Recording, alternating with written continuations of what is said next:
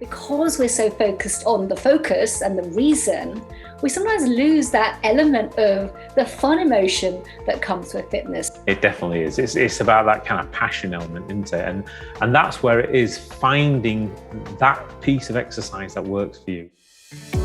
Welcome to the Lifestyle First podcast, discussing lifestyle medicine and making self-care as easy as 1, 2, 3.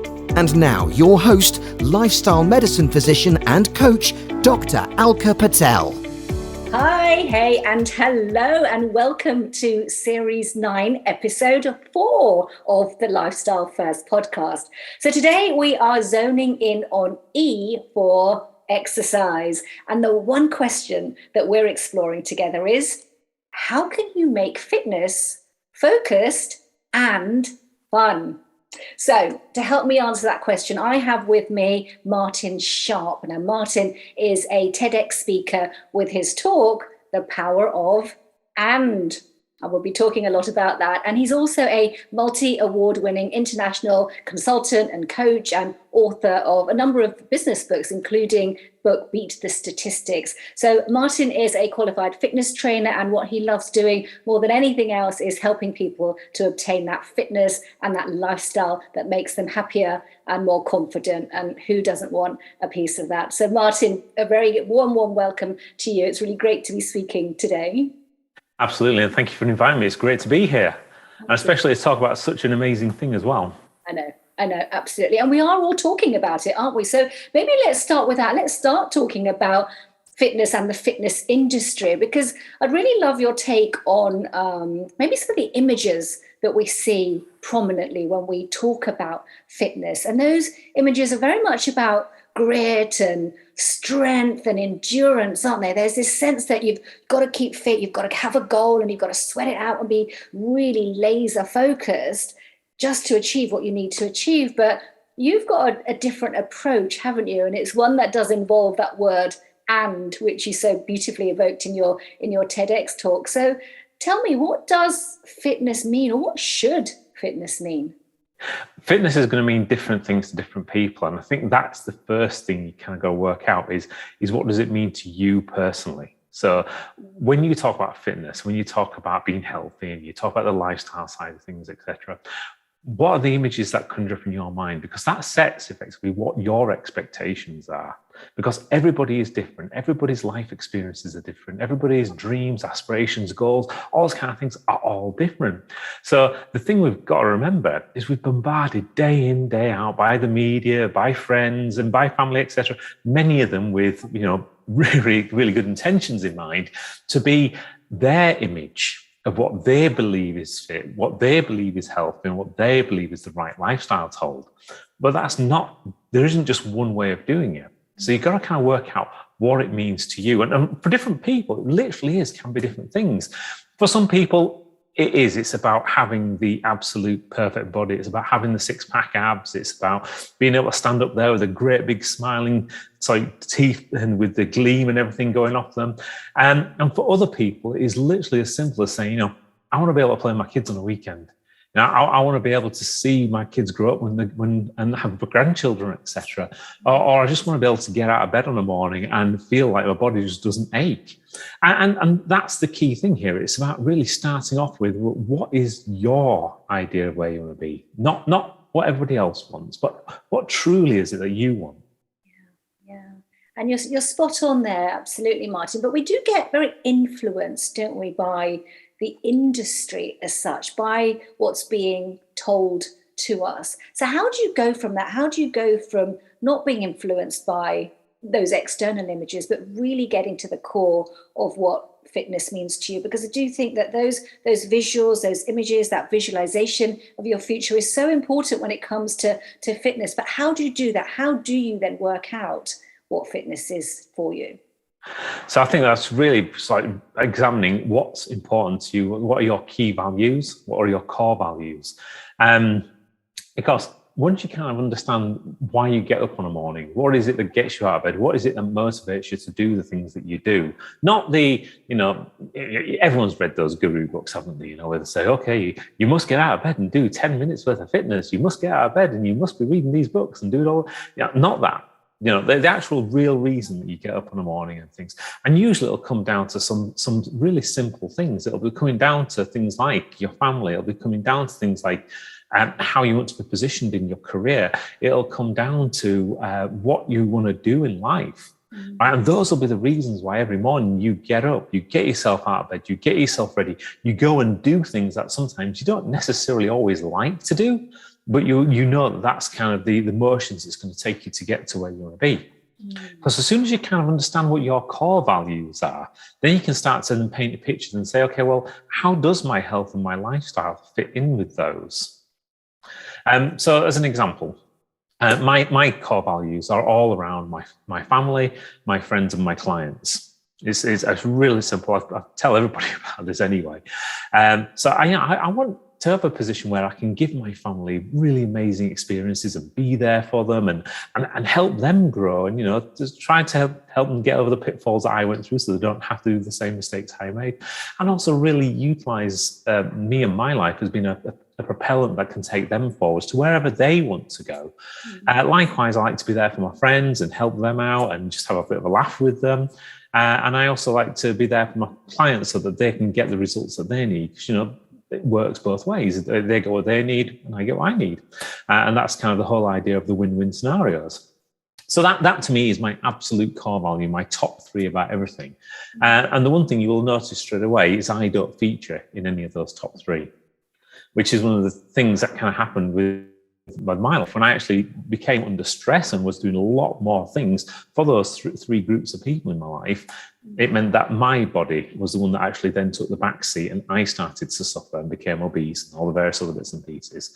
So as soon as I kind of recognized that actually, if I don't sort myself out and do something for my health, I'm actually not only going to not be able to support my clients or my friends or my family, but actually it could go completely the other side of the equation. I could end up being a burden to them. Right? And that suddenly realize actually you need to do something different. And for me, that's where I then started to look at actually what does that mean to me? How can I change my health and fitness? Now, don't get me wrong, I didn't get it right the first time. In fact, I spent 5 years in the fallows, if you can imagine, doing all sorts of things to try and explore actually what would work for me and what was the right thing for me. And some of them were very conventional that you kind of pick up any magazine or any kind of internet article about and you'll read about it and you'll think, oh, I'll give that a go. And a lot of those things just didn't work for me. And some of the things that were probably slightly more unconventional didn't work for me as well. So like things like fat burning coffee, no, that didn't work. Or certainly didn't for me. But some of the kind of reasons behind that, if you sit back and look and analyze, I think was actually around what was my commitment to them? What did I bring to the table? Because the bigger reality of things is if you really want to be healthy, you want to be fit, you will find a way. And if it means that you have to slightly change your habits around what you eat, what you exercise with, etc., you do manage those things. But also it's about more than just exercise and food. It's also about get that mindset right. It's about making sure you get those right rest and recovery periods in there, that you do take stress out of your life and things. So there's lots of different bits and pieces that you have to bring in as the end. But it's not like it's all a bad thing. It's not like you're putting more onto your life. Because as soon as you start to commit that actually you want to make these things happen and you want to make that big difference, straight away you start scheduling things better. You start being more focused about things. And things that would have taken you maybe 2, 3, 4 hours to do now only maybe take you an hour because you actually become a lot more focused at them. So I was finding this straight away in my consulting practice. Rather than going into things, it may take me 4 hours to develop something. I was in there and be able to complete within an hour, which was great. My clients loved it because obviously they were getting their results quicker. But it also meant it created time for me. Yeah. Gosh, thank you, Martin. You've raised so many valuable points there, and really that ripple effect of what fitness can create beyond fitness as well. And certainly that value piece, having that identity, that reason for having fitness as part of your life is so important, because it does give you that focus, doesn't it? But there's also something about feeling, isn't there? There's an emotion that's attached to to fitness and health and lifestyle and those activities that we do. And I wonder whether there is actually also a missing emotion a lot of the time. And that missing emotion is fun. Because we're so focused on the focus and the reason, we sometimes lose that element of the fun emotion that comes with fitness. So back to the sort of and question, fitness can be focused and fun. How important do you think it is to bring that fun element into fitness? It definitely is. It's about that kind of passion element, isn't it? And that's where it is, finding that piece of exercise that works for you. Now, some people, it's about being with a group. It's about that social element of it. It's about almost that little bit of competition, maybe in some cases. And that's what kind of brings the fun out of them. For others, they can't stand that idea of it. But the idea of actually saying that I'm using this space to give myself space and give myself time gives them that kind of calming effect, which actually gives them the fun element part of it. For some people, it is literally just the fun part of saying I'm competing against myself. I want to become the best version of who I am. And therefore, it's not a case of competing with anybody else. It's saying, actually, how can I be that little bit better, that kind of 1% better than I was last week or the day before? And kind of bringing those kind of things in. And that's why it's really personal and really a case of actually finding that one element that works for you. And then play with it. It really is a case of just playing with it. There's no hard and fast rules when it comes down to fitness and things. You don't have to do things in a very specific way to be able to gain results. There's different ways that different people are found to be able to do it, but play with them, find the ones that work for you. No, I love that playful sense of having fun whilst you're reaching your fitness goals and being really focused on them as well, because everything can work together in that way, can't it? And, feeling is a real driver. It becomes its own motivator. So if you don't feel like going to the gym one day, but actually you remember the memory of how you felt, that's going to be your driver, or how much fun you had, or how connected you felt. Those are going to be your ongoing motivators, aren't they, when you are sort of working on fitness and the reasons behind that. So, and I think that's great. And, I always say to people as well, like, try and work out with a smile on your face. Like you just do that act of smiling itself, where even if it's like really hard getting that, that last push done, it's that release of dopamine is what gives you that element of adding enjoyment to what is sometimes hard, what requires grit, what requires endurance, what requires you to go out of that natural comfort zone and stretching yourself. But actually all along, smiling through it, remembering that feeling, having that fun element to it continues to drive you and motivate you, doesn't it?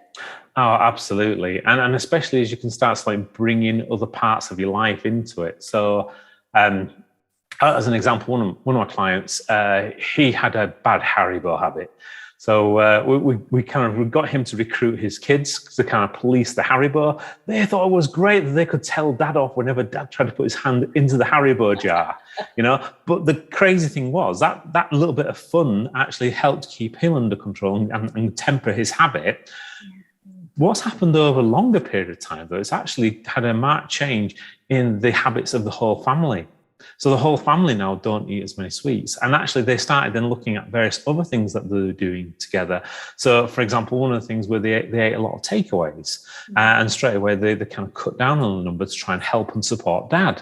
So that meant they were eating more healthily at home anyway. And then the other side of things, we were starting to look at things like portion control, because Dad was starting to look at portion control. So automatically now, over the space of about 12 months, just because he started to do this thing and having fun with the family doing it, and they've kind of been involved and having a bit of a laugh with it, now they've got to the position where the whole family are actually eating healthier, feeling better for themselves. A lot of little kind of issues have kind of started to disappear by the wayline. And not only that, but it's also had a great financial impact because they're not eating as much and they're not eating out as much. So it's quids in all the way around. And all from just the matter of finding those little combinations that say, actually, how can I make this fun and a bit different? And the best part about working with that guy, though, was the day he sent me a text message, and it literally was, he says, I've just done the monkey bars with the kids. And you could just see the joy and happiness just in that text message, let alone anything else. When I spoke to him afterwards, he was just elated and over the moon. And again, it's just bringing that kind of play element and social element back to it. And so sometimes it's those little goals potentially, so that can make that difference. And just saying, okay, well, how can I actually get to do that next thing? How could it be that I can, I don't know, have a game of tennis with a friend? How can I have it so that I can go cycling with my wife or something? Or how can I can go walk another hill that I haven't maybe done in decades or something? These kind of little things kind of make it a bit more fun, because then it's the case, will you do it, won't you do it? And just like we were saying about dopamine release, obviously the other side of that's around the anticipation piece, which when you've got a goal that's, whether you can do it, can't do it, it's a bit like gambling, isn't it? It still has that kind of constant dopamine release that's kind of going on in your mind, which keeps the fun element quite high. Okay, it's being done from a kind of chemical release that's happening inside your body, but it evokes that same emotions. And now, here is your lifestyle first prescription. Your 3 activating actions to take you from knowing to doing. Oh, fabulous. That's a fantastic story, amazing case study, just to kind of really bring those elements of what started off as focus, and you add in the fun. Suddenly you get to filter that through family, finances, and all sorts of other things. So that is that huge impact that actually keeping that focus and fun does actually have. So so fantastic, Martin. So let's keep focused on that then. What would you say? What are 3 bits of advice then that you can give to listeners today who really do want to add that fun element to their focus on fitness? What could they do? Okay, so I think the first one I definitely go back to your values. I think if you can really understand what your core values are, what it is that you really get out of bed for in the morning, what is it that motivates you, what drives you, what kind of keeps you going, etc. What's truly important to you? And then whatever that is, lend that to your fitness in the early stages, because most people do not find fitness really enjoyable day one. I was included in that, I must admit. And a lot of the clients I work with are exactly the same. The first few weeks, the messages you get back are, why are you killing me, kind of thing. And I hate this. But it's not a case of that. It's a case of they know, actually, this is where they want to go and where they do good. And by the time they get into a rhythm, they kind of start to see some of the results coming from the body, and they're challenging themselves, they bring the fun part back to it. But it all starts by understanding what their values are. So they've got a way of being able to get through that kind of first threshold. It's like that first glass ceiling. It's a bit like the New Year's resolution. It's a brilliant one, isn't it? New Year's resolutions, those coming up soon, aren't they? So, how many people are going to make New Year's resolutions, and at the first barrier, they'll disappear? I mean, I think the fitness industry makes something like 3/4 of the amount of money in the first week of January in comparison to the rest of the year. All because people rush out and they think they're going to do the right thing, but then, come the end of January, no one's utilising those services that they're paying for. I mean, that is a massive waste of resource, let's face it. Whereas if you understand your values, and then that actually those first few weeks, they are going to have a few issues. You're going to feel a bit, and you may be thinking about giving up, etc. But you pinned it now to your values, so that you know that you need to push through that, and that when you get to the other side, it's worth it. Brilliant. No, that's great. So number 1 is focus on your values and really keep them at your core as your kind of core motivator for sure. Second thing, what else can we do? I was going to talk about goals, to be frank, but actually let's talk about the fun side of things. And that is find the playful elements. Because goals are important, and I'm a big advocate of making sure, you have big goals, you have medium scale goals, and you have short-term goals, and lots and lots and lots and lots and lots of short-term goals are fantastic. But I think if you can marry any of those kind of goals with fun elements as you're going along, even cheeky bits, even things where you're thinking, oh, crumbs, am I pushing the acceptable limits here? Brilliant, absolutely fantastic, because again, it gives you that little edge. It's a bit kind of different. It's a bit like the reasons why people like monsters and like horror movies and stuff like that. It's kind of like that double-edged sword, isn't it, between something that's scaring the life out of you, but actually the same chemical releases that happen during a horror movie, the same chemical releases you have during when you love somebody effectively. You've got that oxytocin, you've got the dopamine releases, etc. going on. So again, it creates that kind of fun elements of it. So find those little bits that are going to make it fun. It's a case, challenge your best mate to a tennis match in 6 weeks' time, and then just see how good you can be. say that you're going to take your kids out cycling for a full weekend in March, and then spend between now and then to get yourself ready to be able to do that, so that when you are out there with them, you can spend the time enjoying the time with them and not worrying about being completely out of breath on the bike. And those little things can make it really fun and enjoyable, because all of a sudden you've got something that links these things together, as opposed to being just a goal in isolation that says, oh, I'm going to lose 2 pounds a week or whatever it's going to be. Yeah, 2 pounds a week might be the mechanics behind it, but it's not necessarily fun. So that's great. So we've got values, we've got connecting fun to your goals as well, which is a fabulous way of actually making goals softer, not so tight, but actually adding other people into them as well, and creating a really important fun element to them. And have you got a final third thing that people can do to create that fun focus? Yeah, it's time. Time is always the biggest thing. And it's the one thing when you speak to people, I never have enough time. I can't fit in doing exercise. I can't possibly do this because of that. And a lot of time it is a case of just creating that space. When something's important to you, you do find time for it. So, for example, you could be incredibly busy with work, but I'll put a bet you'll go on annual leave. You could be absolutely up to your eyeballs with things at home, decorating the home, keeping the place clean and tidy, and the shopping and all that kind of stuff. But if your kid falls down and hurts his knee, you're going to be there to nurse him better, aren't you? It doesn't matter about everything else, because those are higher in your priority list. And you kind of got to put yourself higher on your own priority list. Give yourself that time and space. And I don't just mean time and space to involve yourself in sports or fitness or anything else like that, but it's also the time and space to prepare for doing those things, to also eat well, prepare to eat well. And it's also that time and space to be able to learn that little bit around it as well. And also time and space just for time and space. Because you probably know much better than I do in this kind of area, but when it comes down to how your body repairs itself, your body doesn't repair itself when you're exercising. In fact, you're in the opposite side of the equation. You're tearing things apart. You've got cortisol running around your body. You've got things kind of going off here, there, and everywhere, because you put your body under stress. It's good stress. Yes, it's meaningful stress. It's got values in that stress, etc. But it's still stress. And you need to give your body that nice rest and relax periods to be able to de-stress. Now, your body can go from 0 to stress in like half a millisecond or something stupid, but it takes a long time to relax, to recover, and just get into that space. So it might be, for example, allow yourself that hour before you go to bed to do nothing, to read a book, to relax on the sofa, to just be calm. Treat yourself to that beautiful massage, that little bit of pampering, that space just for you. I'm going to be doing one this evening. I'm not going to admit, I'm going to perfectly admit to that one. And I thoroughly enjoy it. It's just time for me. And it's an hour out of my day where I don't have to worry about anything else. I can just be.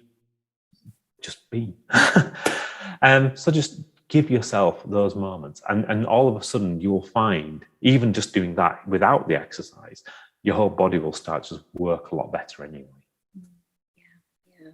Love that. Time is our most precious commodity. Absolutely. Thank you for sharing that and giving a bit of reflective space as well here today. So thank you, Martin. I'm sure people will want to find out more about you. I know you offer online fitness classes as well. So it'd be great to know, where can people reach out to you?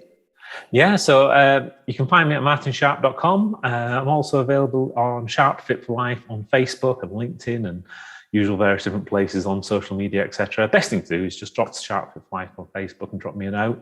I tend to be very active on there.